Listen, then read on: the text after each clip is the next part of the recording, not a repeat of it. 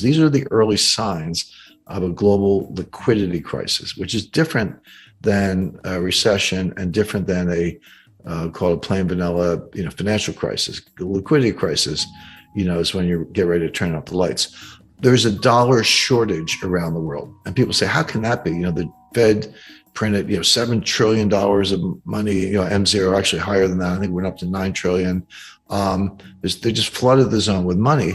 And the answer is yes and no. Yes, they did print, over $7 trillion of base money, so-called M0.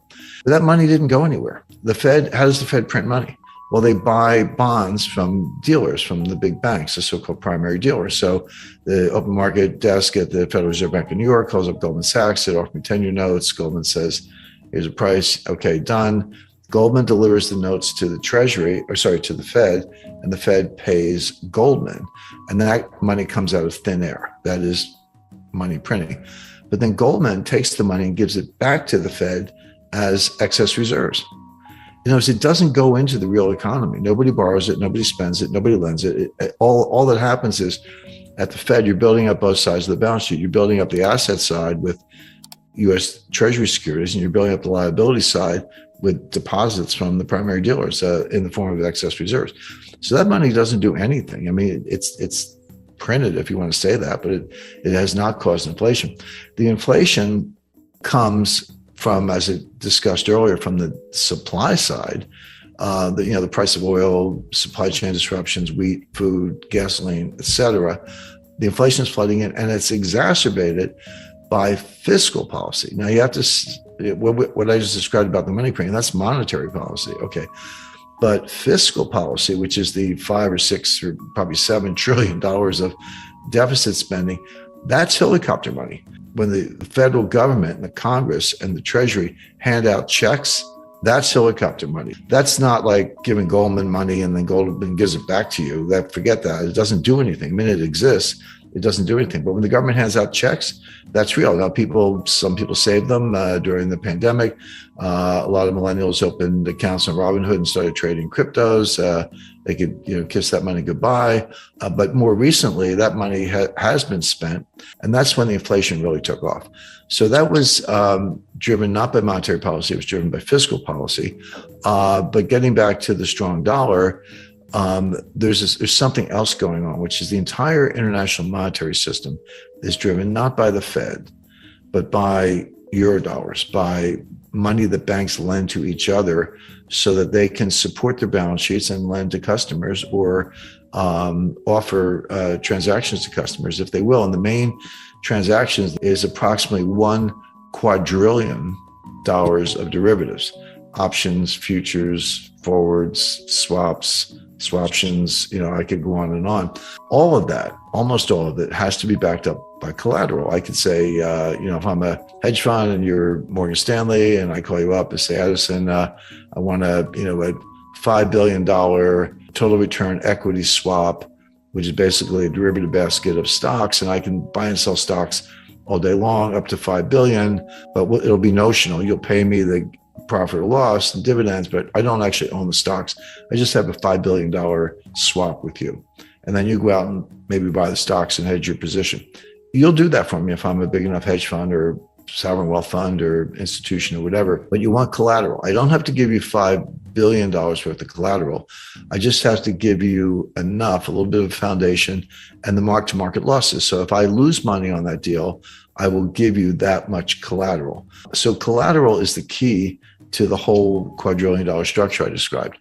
So what's good collateral? Well, it used to be a lot of things, but today banks are saying to each other, we don't want your corporates, we don't want your stupid mortgages. We want 2-year treasury notes, maybe with a haircut, or 6-month bills, 4-week bills, 30-day bills, the best, absolute best, most liquid form of collateral. Well, okay, first of all, there's a scarcity of that. There's a collateral shortage, and banks desperate to prop up their balance sheets are asking, we're going to get some treasury bills, and they're bidding for them at prices that produce yields to maturity lower than what the Fed will give you for free. So if I'm a bank and I can call the Fed and the Fed will give me some treasury bills and I give them cash under an agreement to unwind that, and the interest rate on the cash is whatever, why would I go out in the market and bid on a treasury bill that pays me less than what the Fed will give me for a phone call? Why would you do that? The answer is you need the bill. In other words, you don't need an expanded balance sheet. You don't need more credit at the Fed. You need that bill to pledge as collateral on this quadrillion dollars of derivatives. And that's what's happening. So how do I get a bill if I'm Deutsche Bank or Credit Suisse or UBS or Unicredit or Barclays or anybody else? I need dollars. Because the bills are denominated in dollars. So if I want to buy them, I got to get some dollars. So there's this huge bid for dollars that can be used to buy the treasury securities, to pledge as collateral, to prop up the balance sheet. And that's what's going on behind the curtain. That's the plumbing. That's why the dollar is strong, even though everything about the US economy is weak, meaning recession, long-term depression, deficits, trade deficits, political dysfunction, borderline civil war. It's all bad. But if I'm Deutsche Bank, I need those dollars to buy treasury bills to prop up my balance sheet. But if you can't get it, or you can't get it at a price, or the dollar gets too strong, et cetera, or the yields get negative, et cetera, what happens is, and this is happening, the banks are reducing their balance sheets. And it's just a matter of time, in my view, not guaranteed, but one could see a situation where suddenly some major player goes bankrupt. They can't meet a collateral call, or a bank gets in distress, or there's a run on the bank. Now we're back to 2008. This wouldn't look like 2020. This would look like 2008, except worse. Sure. The supply side we kind of talked about. So energy shortages because of the Biden energy policy, empty shelves, supply chain breakdowns, bottlenecks at the Port of Los Angeles, not enough truck drivers, higher fuel prices get passed along. I mean, there's everything arrives by truck at the end of the day. It could come by boat or train, but it's somewhere in that delivery chain, those transportation channels, there's a truck, and they run on diesel. And when the price of diesel goes up, the price of everything in the truck goes up, because you got to factor the delivery costs into the cost at the counter. So that's kind of what's going on from the supply side. Demand side inflation, what's called demand pull inflation, is mostly psychological. In those consumers get it in their heads that prices are going up for whatever reason. Maybe they actually are going up and they extrapolate from that, or they have other reasons for believing that. And so what they do is they pull demand forward. And I lived through this in the 70s. This was what was happening in the 1970s. You want to buy a refrigerator or a car, or a new suit or clothes or anything. And you go, you know what? I better go buy it now, right now, because it's going to be, if I wait 3 months or 6 months, it's going to be a lot more expensive.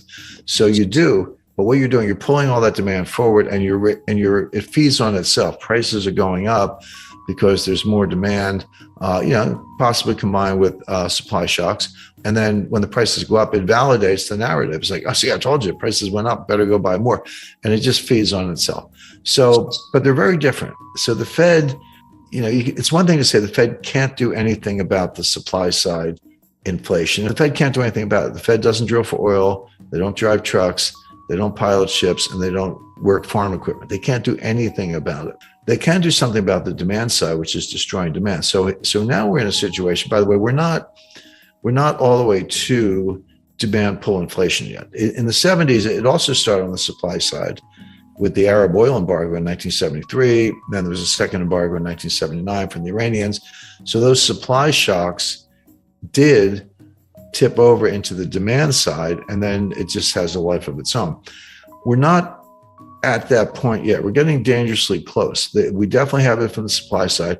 It hasn't yet affected the consumer side of it. In fact, consumers are pulling in their horns. I mean, they say the cure for higher oil prices is higher oil prices. In other words, if the price goes up, people will drive less. Or if you lost your job, you might not be driving at all. So there's another way for those prices to come down, which is the high prices themselves destroy demand by themselves. And then that results in lower prices. And that is happening. We have seen inflation come down a little bit. I know it was higher than a lot of people expected beginning in the middle of last year, but they are starting to come down a little bit right now. But the demand side of it has not yet caught fire. But there is something else the Fed can do. they can destroy demand. So how do they do that? Well, raising interest rates. So what happens? Credit card rates go up, mortgage rates go up, new housing purchases slow down, car financing, leasing rates go up. So people stop buying new cars, et cetera. If you do that enough, you can destroy demand, but it's at a very high cost, because what are you doing? You're putting the economy in a recession. So can the Fed deal with supply side inflation? The answer is yes, by destroying demand and putting the economy in a really severe recession. So nice job, Fed. That's between a rock and a hard place. Let it go. And it'll take a long time to fix the supply side, or crush demand so much that it fixes itself, but at a very high cost. And the Fed is doing the latter. It's a very, very imperfect, blunt instrument, but they are destroying demand. Now, so here's the policy question. Does the Fed know what they're doing? The answer is always no. They never know what they're doing. They pretend they do. They say they do, but they don't really. Do they understand what I just said? Not really. So what are they going to do? They're going to keep raising rates because they got to crush inflation. And that's what Volcker did. Leave aside whether that was really the problem, but that's what he did. So Powell is going to keep raising rates, and they may raise them 75 basis points in September, again in November, again in December, into 2023. And you're like, wait a second, Jim, you said we're in a recession and unemployment is going to start to go up and there's demand destruction because of higher interest rates. And that may result in declines in housing prices. The inflation may cool off. So why is the Fed raising rates into weakness? And the answer is because they don't get it. They're always the last to know. And they're very political. Don't let anyone tell you the Fed's not political. So here we have the situation where the inflation is coming from the supply side. Fed can't do much about it. They can destroy demand, but that'll throw us into a recession. So why are you raising rates into what may be both a coming recession and a global liquidity crisis, which we just talked about? The answer is that's crazy. You shouldn't do it, but it's the Fed and they probably will.